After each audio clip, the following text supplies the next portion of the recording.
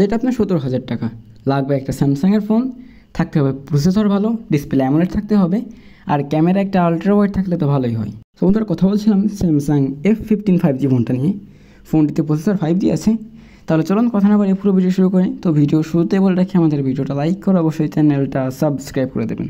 তো বন্ধুরা ফার্স্টে যদি ফোনটির ডিজাইনের কথা বলি তাহলে ফোনটির ডিজাইন মোটামুটি ভালো, স্যামসাংয়ের বাকি সকল ফোনের সাথে মিল রাখে। তবে এই ফোনটির বডি ফ্রেম এবং ব্যাকশেল দুটো প্লাস্টিকের তৈরি, কারণে কিন্তু এতে ফিঙ্গারপ্রিন্ট বসে যায় এবং এটা দেখতে খুবই বাজে লাগে। সো পার্সোনালি আমার এই বিষয়টা খারাপ লেগেছে।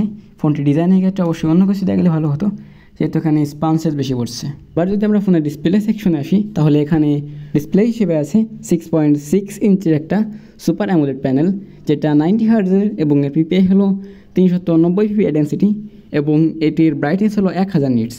আর এটি কিন্তু যথেষ্ট একটা ব্রাইট ডিসপ্লে, কারণ এটা সুপার অ্যামোলেড প্যানেল। আমার একটা বিষয় ভালো লাগেনি, সেটা হলো এই ওয়াটার ড্রপ নচ, যেখানে অবশ্যই একটা পাঞ্চেল কাট আউট অন্তত 2025 সালে এসে থাকা উচিত ছিল। যদি আপনি এই ওয়াটার ড্রপ নচের বিষয়টা বাদ দিতে পারেন তাহলে ডিসপ্লেটা অনেক ভালো বলা যায় এবং এই বাজেটের সকলের উপরে থাকে ডিসপ্লেটা, এবং ডিসপ্লেটা দেখতে এক কথায় অসাধারণ। ফোনটিতে প্রসেসর হিসেবে আছে মিডিয়াটেক ডায়মন্ডসিটি 6100+, আর এই প্রসেসরটা কিন্তু একটা 5G প্রসেসর। সুতরাং আপনি এই ফোনটিতে 5G সাপোর্টেড একটা ফোন পেয়ে যাচ্ছেন, সেটাও 17,000 টাকায়। আর এই প্রসেসরটির স্কোর কিন্তু অনেক ভালো, গেমিংয়েও অনেক ভালো পারফরমেন্স দেয়। আর এই ফোনটা কিন্তু হেভি হিট জেনারেটও করে না।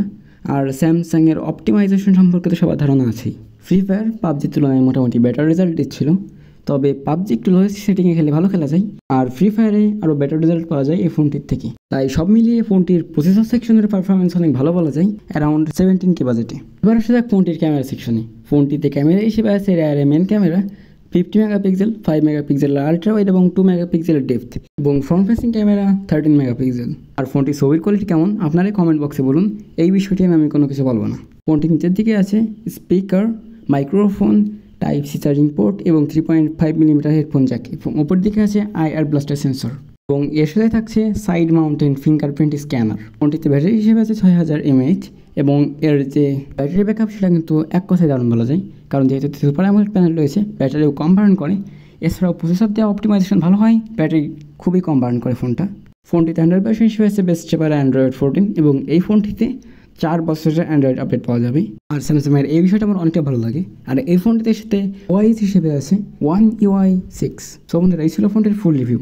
এখন আসা যাক ফোনটির খারাপ দিক এবং ভালো দিক নিয়ে। ফোনটির ভালো দিক তো ডিসপ্লে, প্রসেসর, ডিজাইন মোটামুটি ভালো, সব কিছু মোটামুটি ভালো বলা যায়। ক্যামেরা ভালো, আলট্রা ওয়াইড আছে, এখানে ভালো বলা যায়। এখন আসা যাক ফোনটির খারাপ দিকে। ফোনটির খারাপ দিক হলো ফোনটিতে ফিঙ্গারপ্রিন্টের স্পান্সেস বেশি বসে। এছাড়াও ফোনটি একটু বাল্কি ফিল হয়, আর একটু মোটার কারণে ফোনটি একটু হেভি ওয়েট মনে হয়। এইসব বিষয় বাদ দিলে ফোনটি মোটামুটি অ্যাকুরেট অনেক ভালো বলা যায় ফোনটি এই বাজেটে, কারণ 5G একটা চিপসেট, তার সাথে ক্যামেরা, পারফরমেন্স, প্রসেসর, ডিসপ্লে সব কিছুই ভালো।